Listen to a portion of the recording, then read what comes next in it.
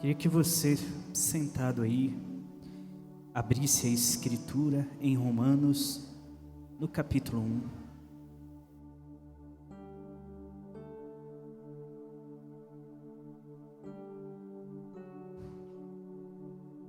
Romanos, capítulo 1.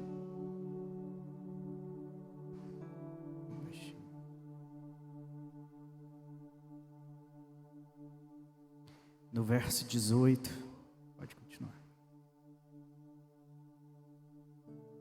Está escrito assim, Romanos capítulo 1, a partir do verso 18. A ira de Deus se revela do céu contra toda impiedade e perversão dos homens que detêm a verdade pela injustiça. Queria novamente reler com você. A ira de Deus se revela do céu contra toda impiedade e perversão dos homens que detêm a verdade pela injustiça. Porquanto o que de Deus se pode conhecer é manifesto entre eles, porque Deus lhes manifestou. Porque os atributos invisíveis de Deus, aquelas características que os nossos sentidos não podem alcançar, assim também o seu eterno poder, como também a sua própria divindade, a sua própria característica que o torna claramente Deus, claramente se reconhecem desde o princípio do mundo, sendo percebidos nas coisas que foram criadas. Tais homens são por esse motivo indesculpáveis, porquanto, tendo conhecimento de Deus, não o glorificaram como Deus, e nem lhe deram graças, antes se tornaram nulos em seus próprios raciocínios, obscurecendo-se-lhes o coração insensato, inculcando-se por sábios, tornaram-se loucos, e mudaram a glória do Deus incorruptível, em semelhança à imagem de homem corruptível, bem como de aves, quadrúpedes e répteis. Por isso Deus entregou tais homens à imundícia, pelas concupiscências de seu próprio coração, para desonrarem o seu corpo entre si. Pois eles mudaram a verdade de Deus em mentira, adorando e servindo a criatura em lugar do Criador, o qual é bendito eternamente. Amém. Por causa disso, os entregou Deus às paixões infames, porque até as mulheres mudaram o modo natural de suas relações íntimas por outro contrário à natureza. E semelhantemente os homens também, deixando o contato natural da mulher, se inflamaram mutuamente em sua sensualidade, cometendo torpeza, homens com homens, e recebendo em si mesmos a merecida punição do seu erro.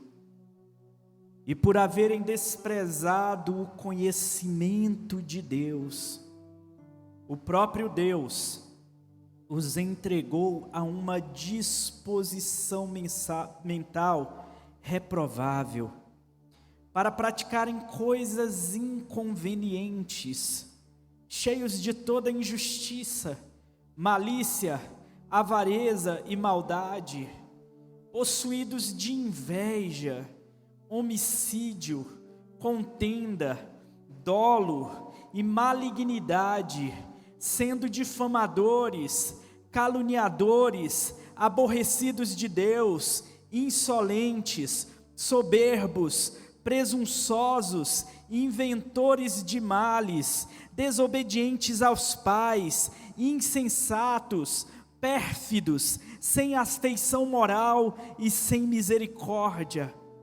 Ora, conhecendo eles a sentença de Deus, de que são passíveis de morte os que tais coisas praticam, não somente as fazem, mas também aprovam os que assim procedem.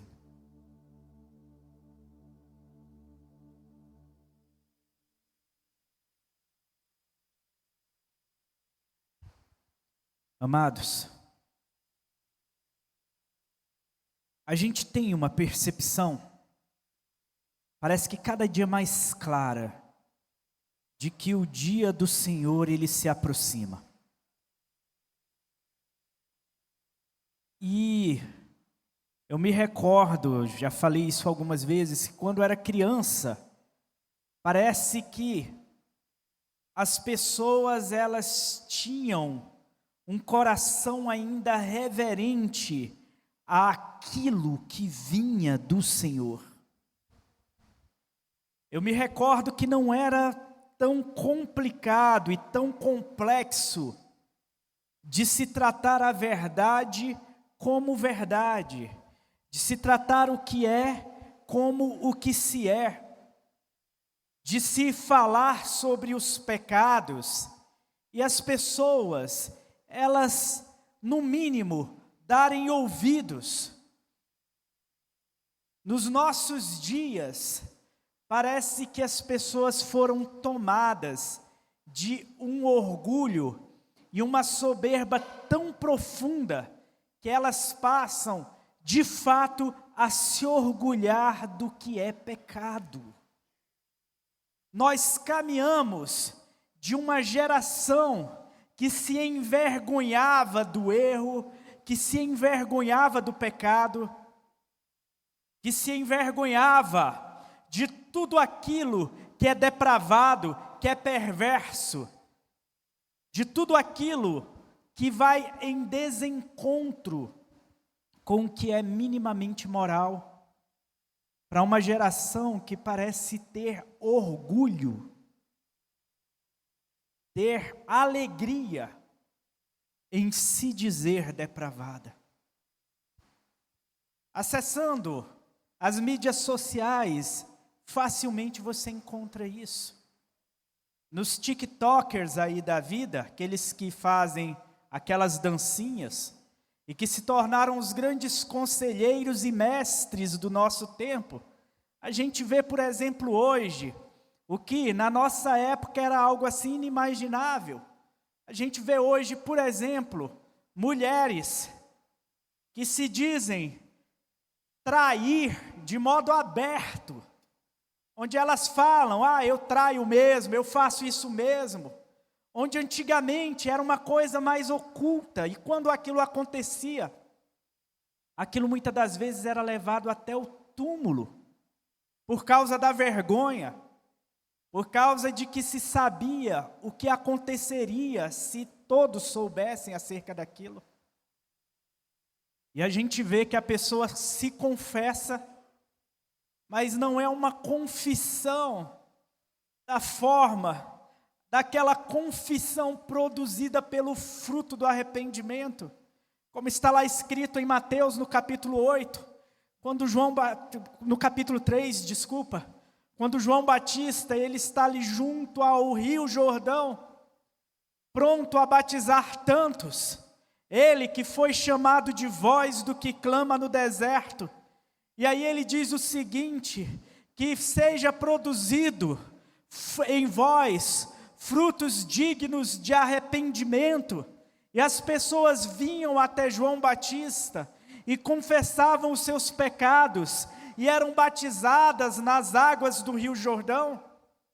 E aquelas pessoas iam com o coração contrito, envergonhadas do seu pecado. Hoje não. Quando uma pessoa, ela declara a sua depravação moral, ela declara a sua corrupção, ela declara a sua perversão, ela declara o seu pecado, vem um monte de gente rindo embaixo e comentando e dizendo: eu também faço isso, tem que ser assim mesmo. E toda essa libertinagem que se avança nos nossos dias, diante de toda maldade, perversidade, toda loucura que é acrescentada nos nossos dias, parece que faz os homens cada vez mais se alegrarem e se afundarem na sua perversão. A ira de Deus, meus amados, pior tipo de manifestação da ira de Deus é quando Deus nos abandona nos nossos pecados, deixando a nossa mente totalmente cauterizada, sem que a gente mais tenha a percepção da profundidade do que aquilo significa. Sem que a gente mais não tenha noção do quanto que aquilo é depravado, deplorado, do quanto aquilo é baixo. E nós avançamos num tempo onde falar disso é receber da maioria das pessoas o próprio escárnio, a própria brincadeira.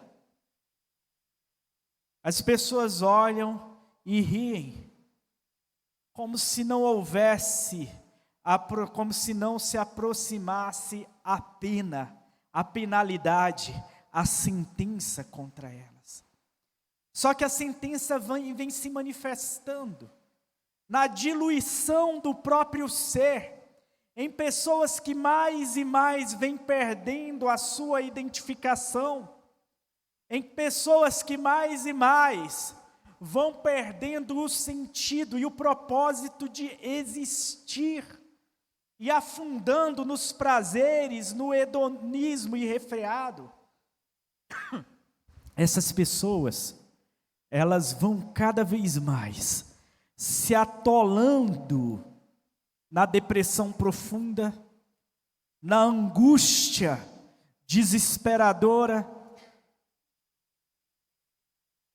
na agonia que faz o coração acelerar de repente, na perda da capacidade de perceber o outro, no egoísmo tão profundo que elas passam a acreditar que os problemas delas são os maiores e os mais importantes do mundo.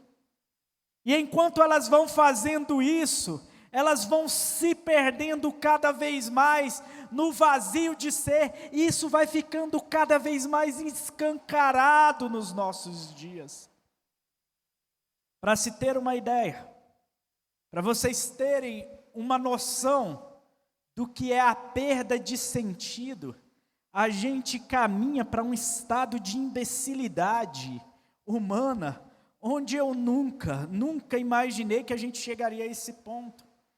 Alguém aqui já ouviu falar daquela live NPC? Já ouviu falar, Jadson? Quem já ouviu falar dessa live NPC? Meu Deus do céu! Se você não ouviu falar, a galera abre naquele aplicativo TikTok, e sabe o que ela faz? Ele abre uma live, e naquela live você vai dando presentes para a pessoa, esses presentes são pagos, e você vai pagando para aquela pessoa fazer o que você quiser. NPC, para quem joga videogame, para quem já se permitiu jogar videogame, é o chamado personagem não jogável. É aquele personagem que às vezes ele está ali, ele vai vender algum item para você. Nessa live NPC, uma pessoa se maquia toda, imagina o quanto isso é ridículo, o cara se veste todo de palhaço, e aí ele fica se mexendo igual um bonequinho do videogame assim, ó. Aí de repente, é isso mesmo, é de rir, mas eu estou falando do nível de perdição do pensamento humano. E aí uma pessoa chega para ela lá e fala, olha gente, descasca o milho, toma café, e a pessoa fica descascando o milho, tomando café e fica pagando. E os caras que têm dinheiro, eles são tão idiotados, que poderiam estar doando essa grana para qualquer outra pessoa, sei lá. Tem tantas obras sociais que estão aí precisando de doações. Tem tantas obras sociais que estão dependendo aí do nosso dinheiro. E a gente tem coragem de gastar. Não só nisso, mas principalmente estes. Eles ficam lá, dando dinheiro. Eu vi um cara, que ele levantou numa live NPC dessa, num prazo, ele fez durante 7 dias, Jadson. 2 horas de live por dia. Ele fez como uma espécie de experimento social. Nesses 7 dias, 2 horas de live, eu estou falando de uma semana. Com 2 horas que ele ficou ali, agindo como idiota, agindo como isso e as pessoas pagando por aquilo. Ele levantou 31 mil reais. 31 mil reais. E teve gente que foi pagando para ver aquela pessoa fazendo isso. Agora eu quero te chamar a atenção. Eu quero chamar a atenção para uma coisa. Você entende o tanto que esta geração está vazia de sentido? O tanto que essa geração está vazia de propósito? E aí eles olham, veem que isso dá dinheiro, como eles não têm propósito nenhum de ser. Eles falam, pelo menos eu vou ganhar dinheiro, porque com o dinheiro eu faço alguma coisa. Mas quando você não tem propósito de existir, até mesmo o dinheiro, ele é algo extremamente destrutivo na tua existência. Até mesmo uma herança que o Senhor tem para você, se torna algo destrutivo na sua vida. A nossa geração, ela conseguiu se deturpar a tal ponto, que, meus amados, a gente não consegue mais ver sanidade nas pessoas. O que é a insensatez? Senão a própria loucura avançando e avançando. Uma geração que está cada vez mais doente. E é por isso que essa geração, ela precisa de cada vez mais medicamentos para conseguir de alguma forma adormecer essa falta de sentido que ecoa e que tanto alfineta o coração e a mente deles. E eles precisam de drogas, eles precisam de bebidas, eles precisam de mulheres, eles precisam disso, eles precisam daquilo, eles estão vazios. E você nota isso o tempo todo. Grandes nomes hoje em evidência, como por exemplo aquele Whindersson Nunes, ele fala o tanto que ele vive deprimido. Ele fala o tanto que ele é o tempo todo visitado por uma angústia abissal. E aí eu me recordo daqueles que andavam com Jesus e que não tinham evidência. Vocês acham que aqueles apóstolos, algum deles tinham evidência? Nós os conhecemos porque esse evangelho chegou até nós. Nós os conhecemos porque esse evangelho, debaixo de sangue, debaixo de dor, ele foi repassado, copiado tantas vezes, até que chegasse às nossas mãos. Mas aqueles homens, eles eram os mais odiados, eles eram os mais esquecidos, eles eram os mais perseguidos. mas eles tinham um propósito que enchia o coração deles de alegria, um propósito que enchia o coração deles de vontade de continuar, um propósito que parece que em alguns momentos se fazia paradoxal ao próprio desejo do Maranata, ora vem Senhor Jesus, porque eles desejavam que Jesus viesse o mais rápido possível. Só que ao mesmo tempo, eles viviam para alcançar o máximo de pessoas possível. Eles viviam para encher o coração das pessoas de razão e de propósito. Porque o Evangelho, ele é o poder de Deus para a salvação de todo aquele que crê. E para nos salvar principalmente, amados, principalmente desse vazio interior. Porque as pessoas, o que elas já vivem hoje, amados, nesse ser sem identidade, onde você se torna um personagem não jogável. Para analisar o significado disso psicologicamente. Para analisar o significado disso espiritualmente. Imagina você existir simplesmente como um objeto descartável. Você existir como um objeto a ser simplesmente comandado para fazer aquilo que qualquer um queira mandar. Quando eu era criança, a gente entendia, eu com 6, 7 anos de idade, amados, eu estou falando isso para vocês, e eu me recordo disso. Você que tem filho, faça isso na sua casa. Meus pais, eles se reuniam com a gente, e eles faziam quase que diariamente o culto doméstico.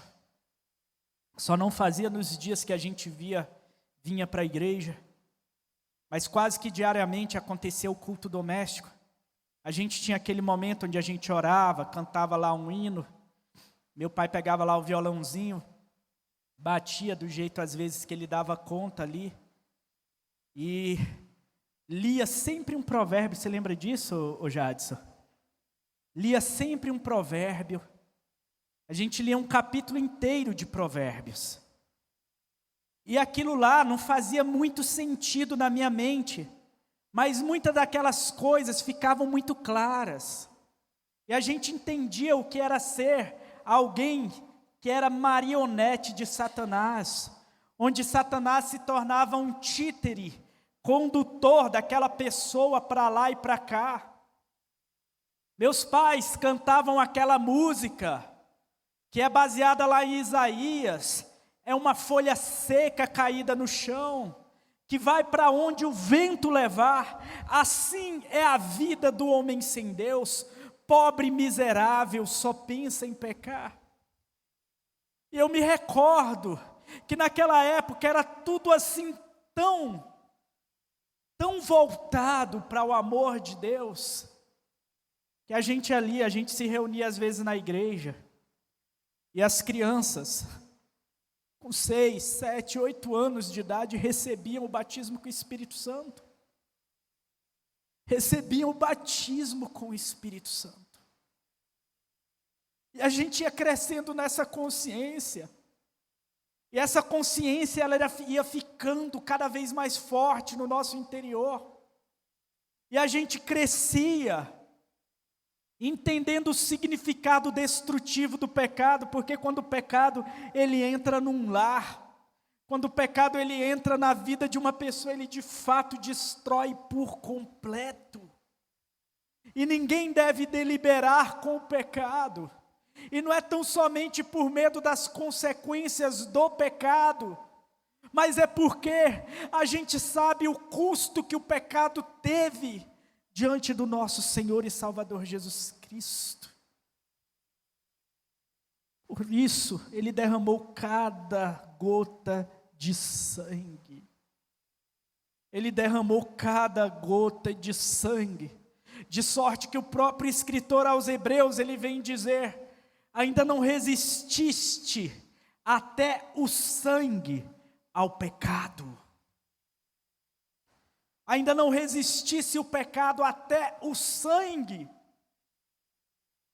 Meu Deus, uma geração que quando você começa a falar sobre algumas coisas que são tão óbvias, eles olham para você e começam a rir e escarnecer de você. Uma geração que ela está tão preocupada apenas com seu próprio ventre. E entre a própria igreja, a igreja hoje ela é tão preocupada, muito mais com o seu próprio bem-estar, que nós hoje, a igreja evangélica brasileira, eu não tenho medo de dizer que ela se parece muito mais com Laodiceia do que com qualquer outra igreja. Ela se parece muito mais com aquela igreja que se achando rica, se achando próspera, ela não passava de pobre, cega e nua. E é justamente aquela igreja onde Jesus está do lado de fora, batendo a porta, querendo entrar e cear conosco novamente. Mas o que a gente tem feito?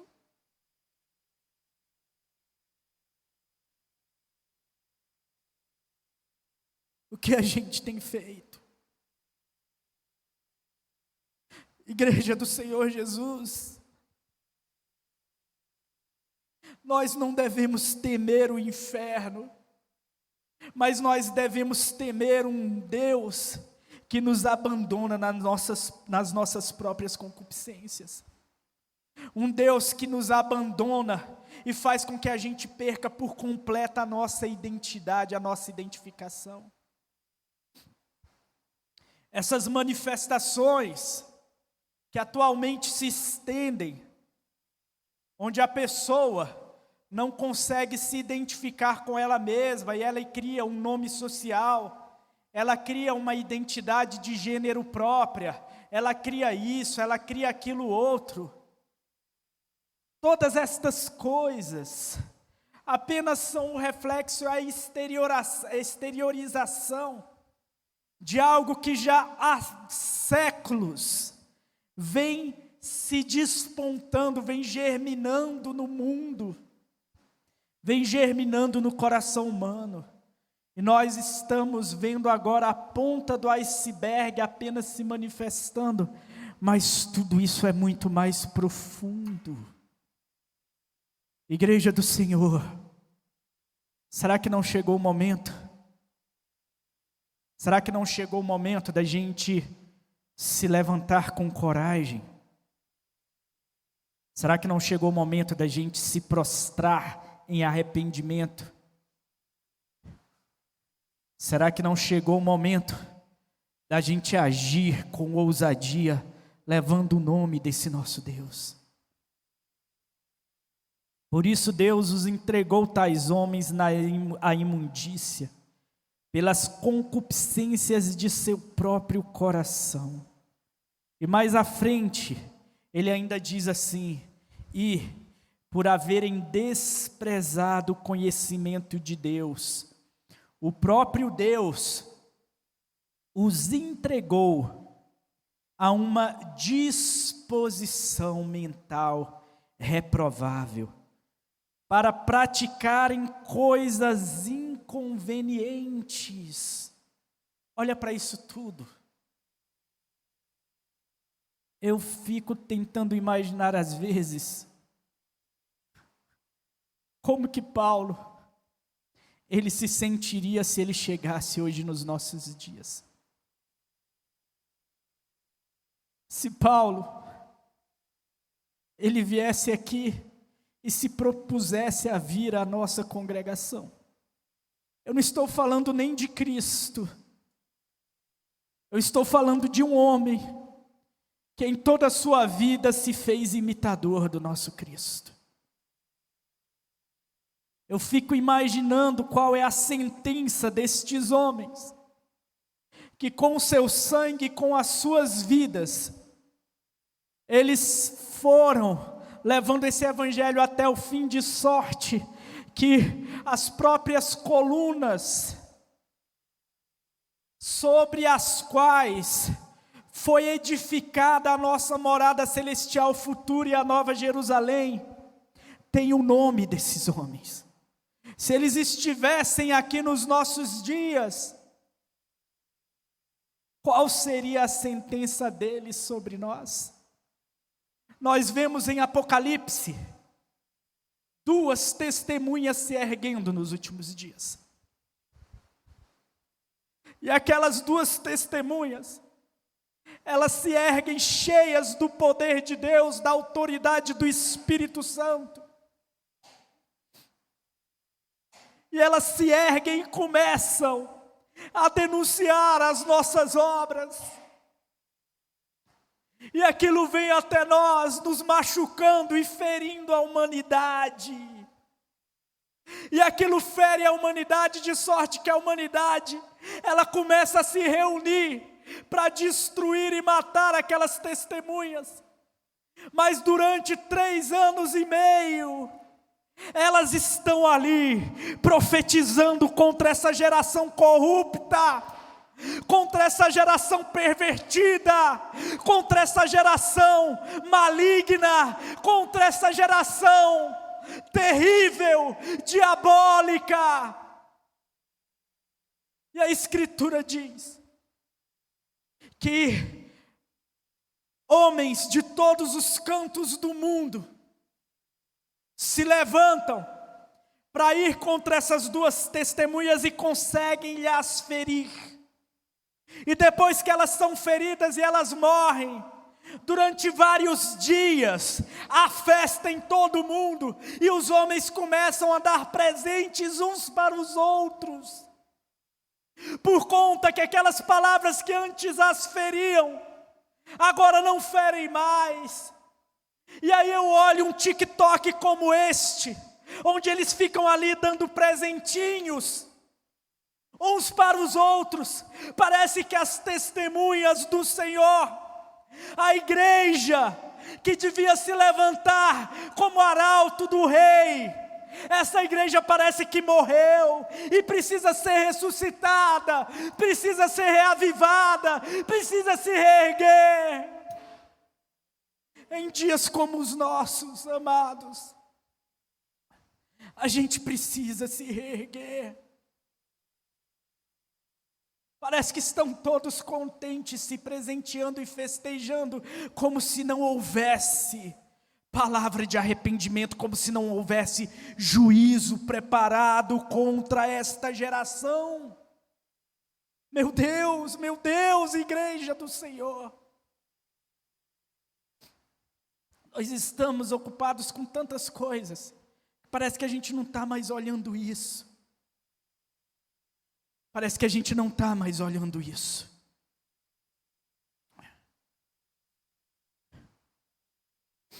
Ora,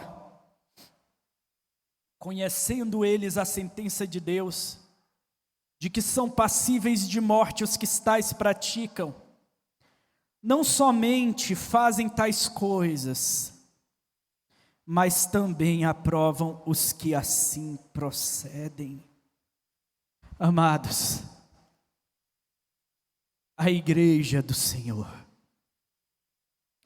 que caminha nesses últimos dias, precisa se vestir de pano de saco e se prostrar em arrependimento, suplicando ao Deus dos céus que nos avive. Que nos avive. Aviva a tua obra, Senhor.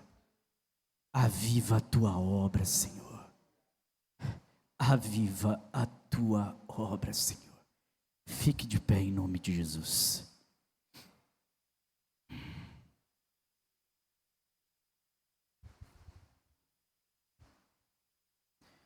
Pois eu não me envergonho do Evangelho, porque o Evangelho é o poder de Deus para a salvação de todo aquele que crê.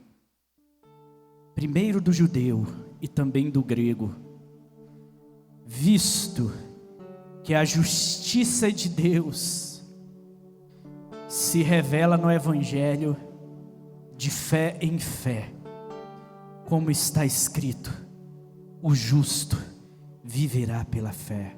Feche os seus olhos. Senhor Deus,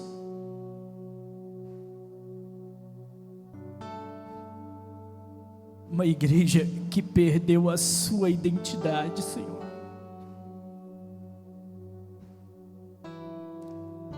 Uma igreja que já não se parece contigo.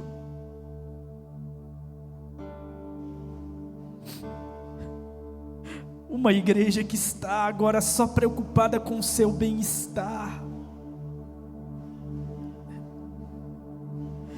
Uma igreja que se diz visionária, mas que tantas vezes tem se manifestado de fato cega. Uma igreja que se diz contrita, mas que antes de tudo é conivente com toda a perversidade, com todo o mal que se avança. Uma igreja que se diz forte, mas é fraca, como aquele que já em coma se vê no hospital dependendo de aparelhos. Ó Deus, ressuscita, renova, reaviva o teu povo. Espírito Santo do Senhor,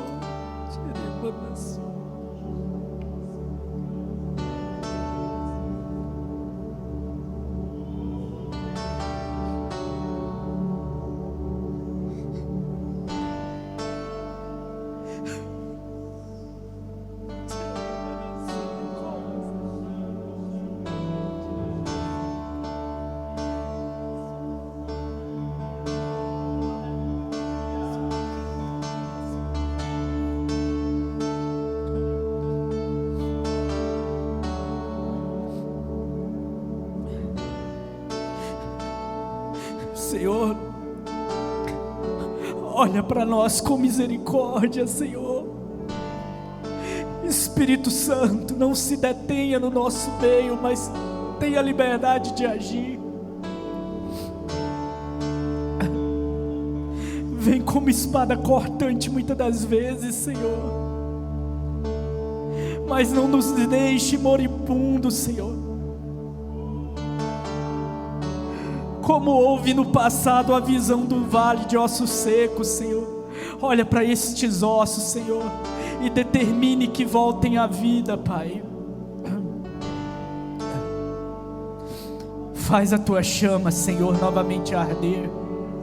Manifesta nesta igreja, Senhor, dons espirituais, Pai, que acompanhem o fruto do teu Espírito, Senhor. Sei que estás aqui. Sim, meu Deus. Posso sentir o teu calor. Cante essa canção. Vem me envolver, me constranger com teu amor. Sei que estás aqui. Posso sentir o teu calor.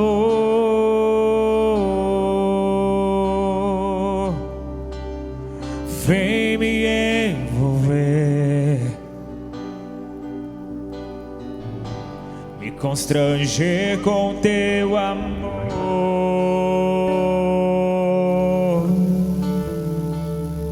Filho de Davi,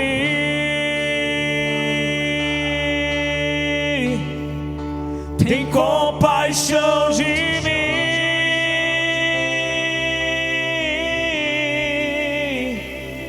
Toca nos meus olhos, faz as camas caírem.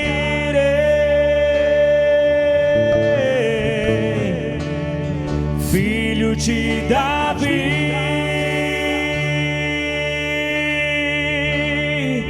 tem compaixão de mim.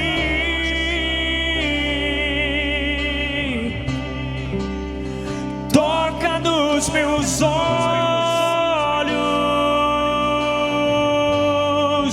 pois quero te ver. Olha aqui para mim, rapidinho. Olha aqui para mim. Que você peça sobre a tua vida, que a porção do Espírito Santo nestes últimos dias,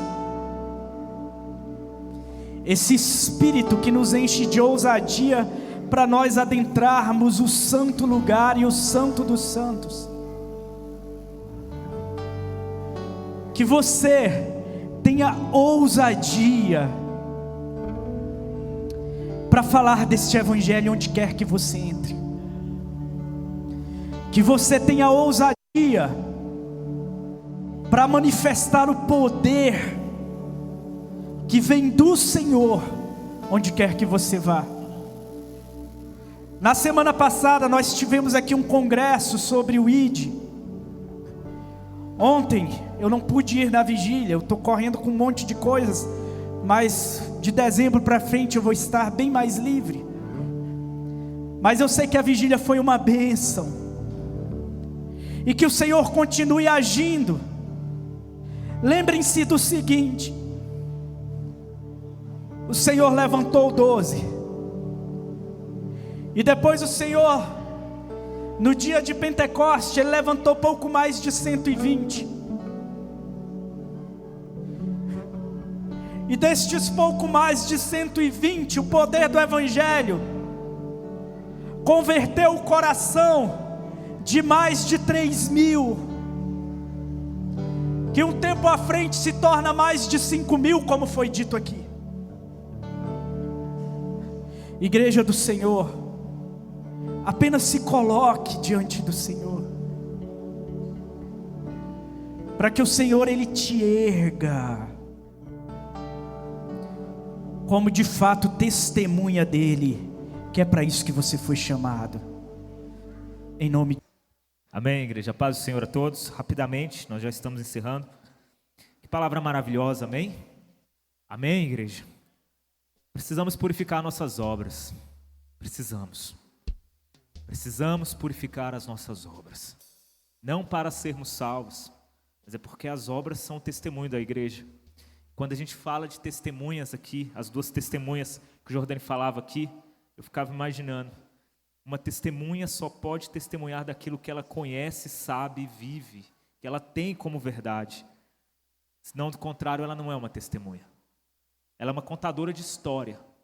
Existe o contador de história que conta uma história que aconteceu. E existe a testemunha que presenciou, porque vivenciou aquilo ali.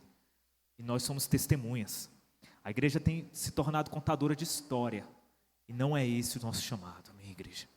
Precisamos ser testemunhas. Testemunhas que bradam contra esses dias. Mas para isso nossas obras precisam ser purificadas. Amém, igreja? Amém? Mas eu gostaria só de dar os avisos. Sábado que